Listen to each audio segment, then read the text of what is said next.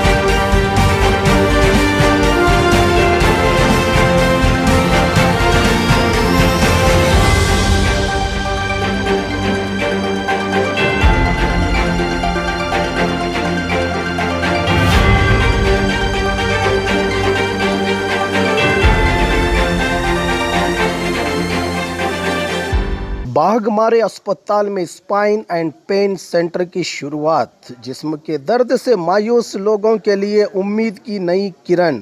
Intervention spine and pain physician के माहिर doctor Nazir Ahmed Kudligi MBBS MD FIPM करेंगे आपके मायूस बीमारी का उम्मीद से भरपूर इलाज। विजिट कीजिए बुधवार और शनिवार दोपहर 3 से 4 के दरमियान। बाघमारे अस्पताल सखाफरोजा सरकारी उर्दू स्कूल नंबर 4 के पास। बाघमारे हॉस्पिटल में औरतों से जुड़ी हर बीमारी के इलाज के साथ अब शुरू हो चुका है डिलीवरी। चाहे नॉर्मल हो या सिजेरियन, कम दामों में किया जाएगा। 24 घंटे माहिर डॉक्टरों की निगरानी में। अस्पताल का पता सखाफरोजा 4 नंबर स्कूल के करीब बीजापुर। और खबरों के लिए देखते रहिए बी न्यूज नेशन।